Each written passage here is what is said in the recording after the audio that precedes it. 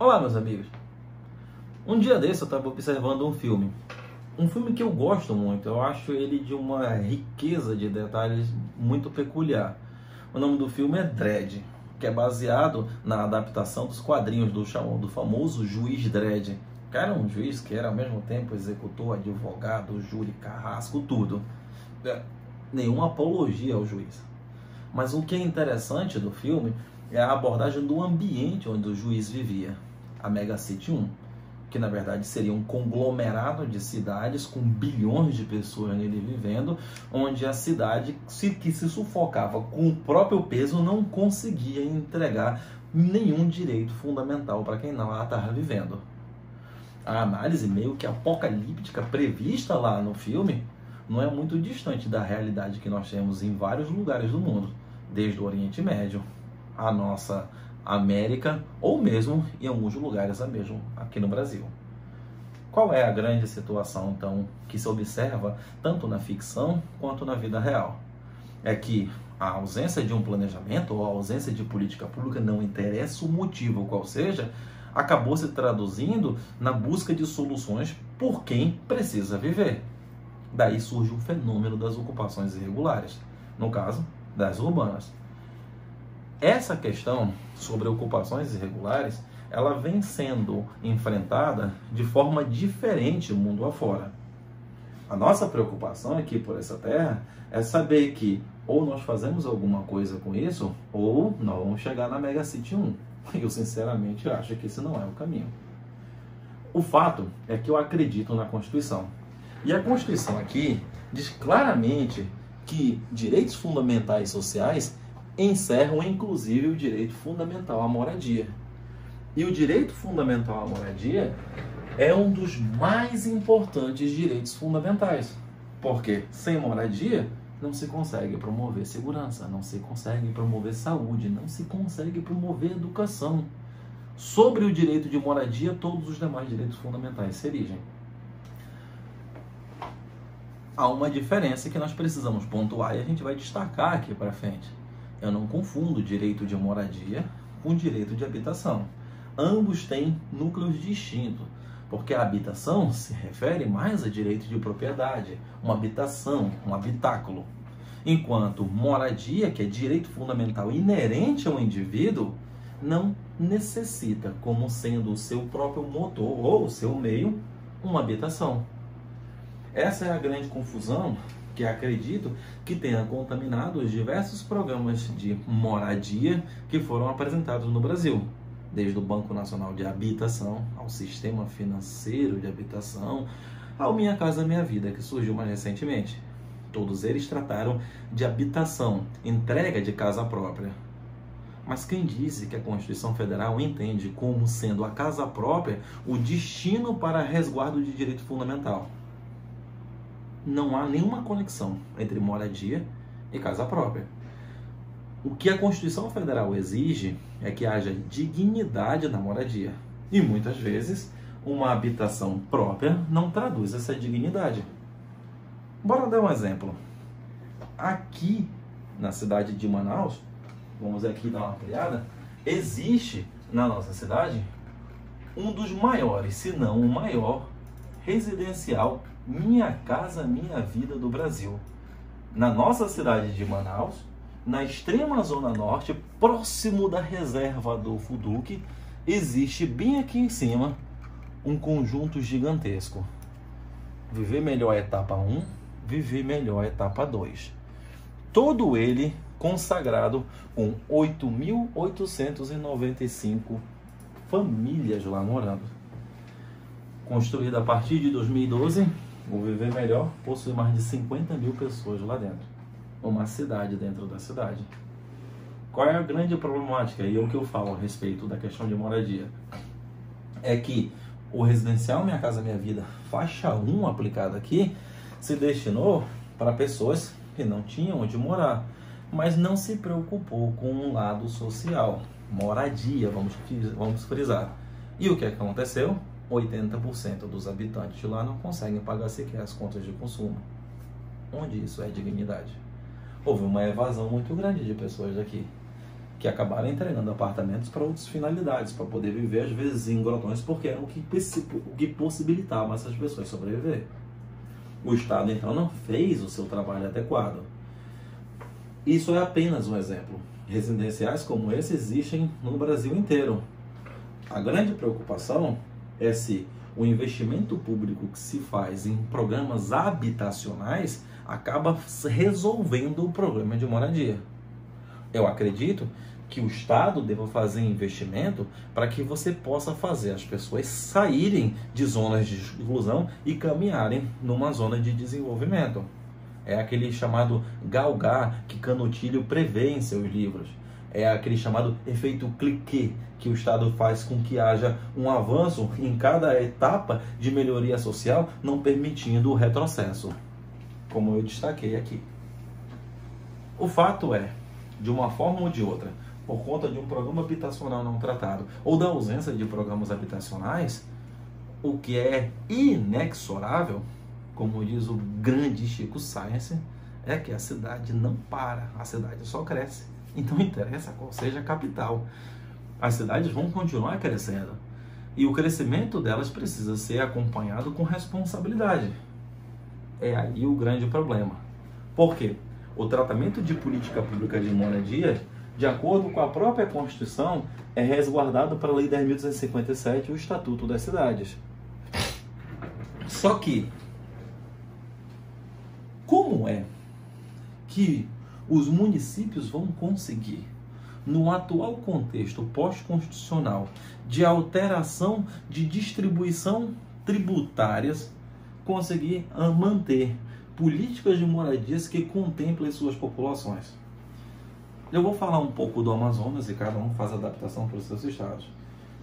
Aqui no Grande Amazonas, apesar de tão gigantesco ele ser, nós temos aqui 62 municípios espalhados por dimensões colossais. Acredite, daqui de Manaus até aqui, que é o município de Boca do Acre, dá 1.100 quilômetros em linha reta. É muito mais distante do que o tamanho de qualquer outro país na Europa. E a grande questão é que para essas cidades espalhadas aqui no Grande Amazonas, não há riqueza tributária suficientemente distribuída por conta das disparidades tributárias que existem, por conta do cipual legislativo que nós temos.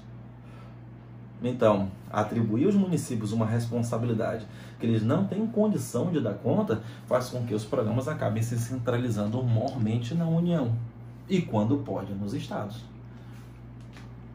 Então, o que é o resultado dessa política onde eu atribuo responsabilidade pela Constituição, mas não dou meios de fazer? A ausência de programas de políticas públicas de moradia. Em regra, existem especificidades em cada lugar. A grande situação disso é a ausência de programas de moradia faz com que o ciclo vicioso se inicie. E daí as cidades acabam sendo tomadas pela necessidade de diversas pessoas viverem em áreas que às vezes não permitem que sejam ocupadas. APAs ou APPs, cada uma com suas finalidades. A grande questão é como é que o Estado deve encarar os direitos fundamentais em choque. Por quê? Uma coisa muito clara é que qualquer constitucionalista fala que não existe hierarquia entre direitos fundamentais. E se não existe hierarquia entre direitos fundamentais, há uma grande responsabilidade do Estado, porque é o executor de políticas públicas e de implementação de direitos fundamentais, saber como é que se deve dar o conflito entre eles. A ocupação irregular em cima de uma área de APP gera uma série de direitos que precisam ser analisados em conjunto. Meio ambiente, propriedade, quiçá, moradia, dignidade da pessoa humana, vários outros. Historicamente, se tem adotado pelo poder público Brasil afora a opção por um direito fundamental em detrimento do outro. Não é isso que a Constituição fala. O que se precisa é efetivamente fazer a análise adequada, e essa análise adequada implica na contemplação integral dos direitos em choque. Essa contemplação exige sempre, porque isso está no artigo 1º, inciso 3º da Constituição, que a dignidade da pessoa humana seja observada. Então, como o ser humano é o destinatário de direitos fundamentais, o Estado não pode virar as costas a ele. O procedimento que aconteceu, por exemplo, em São Paulo, na Vila Soma, que virou um grande caso para discussão no Brasil inteiro, e com certeza eu tive que analisar durante muitos anos para poder fazer atuação em políticas públicas, era pegar um contingente gigantesco de pessoas e simplesmente liberar a área, tendo em vista o direito de propriedade. Não foi diferente também aqui em Manaus, na Cidade das Luzes, que se encontra na APA do Tarumã, numa área extremamente gigantesca, próximo de grandes cursos d'água. A preocupação somente com o enxovalhar de pessoas não atende o interesse ambiental e não atende o interesse urbanístico e muito menos não resolve o problema. Como um parêntese, está aí no canal para você observar, a desocupação atabalhoada que aconteceu aqui no Cidade das Luzes acabou fazendo nascer várias ocupações irregulares, dentre elas uma das maiores, que foi o Monte Oreb, objeto de um vídeo específico aqui no canal.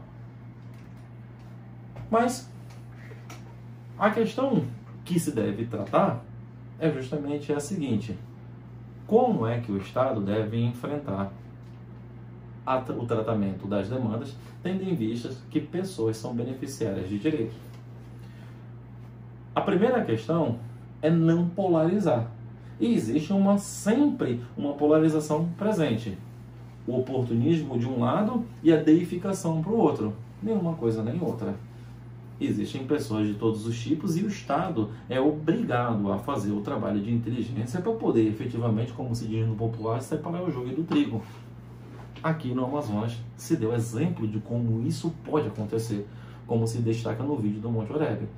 O trabalho social permite identificar isso e permite saber que em qualquer ocupação que se tenha, existem, além sim de oportunistas que se beneficiam de uma situação completamente irregular, e isso é premente em diversas situações, existem aquelas pessoas desvalidas que não têm para onde ir. Eu destaco um caso que é público, que aconteceu aqui, na Cidade das Luzes, no ano de 2015. E eu, infelizmente, fui testemunha. Porque bem aqui na Cidade das Luzes, uma pessoa que não tinha onde morar acabou indo para lá. O nome dele, com todo o respeito à família, era André Silva. O André Silva morava num bairro pobre aqui da cidade. E ele era mototáxi aqui na cidade e sustentava inúmeros filhos. Se eu muito não estou enganado, eram 7.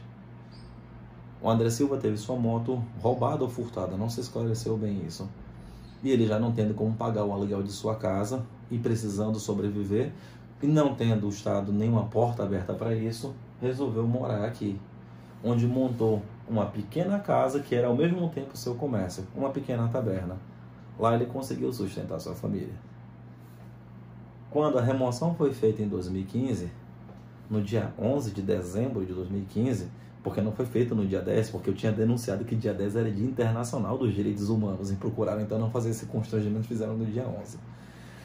Quando foram fazer no dia 11 a remoção, o André Silva entrou em desespero, porque ele não tinha mais como sobreviver. Ele se acorrentou, colocou gasolina no próprio corpo e tocou fogo. Eu ainda cheguei a presenciar as peles do André Silva caindo no chão. E eu vi o policial que o salvou. Esse é só um dos milhares de dramas que acontecem em todo lugar. Essa não é a solução que a Constituição quer para o tratamento disso. O André Silva exemplifica esse problema. O Estado não deve ser o promotor da desgraça. E o Estado tem que fazer a identificação adequada. Por isso que o primeiro trabalho, quando já há uma situação consolidada, porque o correto é tentar se evitar a consolidação, evidentemente. E isso se faz, obviamente, com programas de moradia, mas programas de moradia é parte de um vídeo específico, em que a gente está falando de ocupações, e no caso, de ocupações desse porte. É a atuação da equipe social. Secretaria de Assistência Social são importantes, mas elas integram apenas o Executivo. E apesar de eu estar no Executivo, eu compreendo que há necessidade de ter diversos olhos sobre essa situação. E nós temos, dentro de nossas estruturas institucionais, condições de ter parceiros para que se possa fazer análise. Não parceiros do Estado, não parceiros do Executivo, mas parceiro do destinatário do direito fundamental, que é o ser humano. Como defensor público, eu compreendo que um dos maiores parceiros é justamente a Defensoria Pública. Mas o Ministério Público também o é, bem como qualquer outra instituição que seja conectada a essas finalidades. A grande importância é justamente, afastando a romantização, saber aquele que é desvalido, que não tem condição de conseguir sobrevivência fora das condições que se buscou. Porque a expulsão pura e simples implica em retrocesso claro, implica no jogar debaixo da ponte, implica no espantar para a esquina. O tratamento social é o único tratamento adequado. E no caso lá da Cidade das Luzes, eu já tinha pleiteado há muito tempo essa mesma situação. O levantamento social que eu pleiteava para aquela área, só pude demonstrar como sendo efetivo agora, com a situação referente ao Monte Oreb. O diferencial da situação lá, e é bom destacar aqui de novo, na mesma cidade de Manaus, em volta do mesmo residencial que nós mostramos agora, próximo da própria APA do Tarumã, a ocupação Monte Oreb se encontrava em uma gigantesca extensão, fazendo com que houvesse exclusão social, pressão sobre os meios ambientais, infelizmente sujeição das famílias à criminalidade que se aproveitava da ausência de Estado aqui presente e também a destruição do modo de vida de quem estava aqui na mesma área do Viver Melhor. Aqui aconteceu o que deveria acontecer e o que deve acontecer em todo lugar. A atuação policial foi a atuação que deveria acontecer, a atuação de resguardo à população e às equipes de atenção social. A operação aconteceu em 2 semanas, onde todas as equipes do social, juntamente com a Defensoria Pública e qualquer observador, puderam andar em toda a área e identificar as famílias. A identificação é o cerne da questão. Ela permite fazer o seccionamento de quem é beneficiário de direito fundamental e quem não é. E, obviamente, quem não é deve, por conta da própria legislação, sofrer as penas da lei, como aconteceu em vários outros casos. E isso permite, obviamente, que haja transparência. A grande questão que se procurava demonstrar e que se falava, e que eu tinha já escrito no meu livro sobre ocupações irregulares urbanas, que eu publiquei em 2018, era que não se pode fazer eleição de direitos fundamentais, se deve observá-los ao mesmo tempo. E no caso aqui, segurança pública, meio ambiente, urbanismo e moradia foram objeto dessa atenção, permitindo com que a identificação adequada das famílias pudesse fazer com que houvesse a sua remoção. Não despejo, uma palavra ruim. Não reintegração, remoção é o correto. Mas a pergunta é, remoção para onde? Remoção para algum programa de moradia. E quando se fala em moradia, mais uma vez destacamos, moradia não é habitação. A solução adotada de imediato, para que se pudesse atender as famílias, foi a implementação de aluguel social. Ou o nome pode ser bolsa, ou o nome pode ser programa de transferência de renda, qual seja. Nós não estamos inventando novidade. Quem falava sobre isso já era Raquel Ronick, urbanista, que no seu livro Guerra dos Lugares já destacava que programas sociais como esses já existem em países da Europa há muito tempo. Porque o aluguel social permite com que haja moradia digna de imediato. No caso, cada uma das mais de 2.000 famílias que foram identificadas aqui, ao revés de diversos outros exemplos, não ficaram na rua. Acabaram tendo de imediato o atendimento e puderam já, de imediato, buscar moradia para morar. Não era o mesmo que está aqui. Só que aqui não tinha energia, não tinha água, não tinha saneamento básico e tinha controle da criminalidade. Dentro da cidade de Manaus, próximo das escolas, onde o serviço social atendeu todas essas famílias, cadastrou e matriculou várias crianças, emitiu documentos para aquelas que não tinham, inclusive pessoas em condição de deficiência, o Estado fez a sua obrigação, promoveu dignidade. Ainda não é a panaceia, ainda existe muito trabalho para fazer. Mas uma coisa é clara, se nós queremos pegar e dizer um caminho correto, o melhor deles é através do exemplo. E esse, apesar de críticas, está aí para poder ser observado. Eu espero que tenha sido um útil esclarecimento e agradeço qualquer crítica e sugestão. Muito obrigado.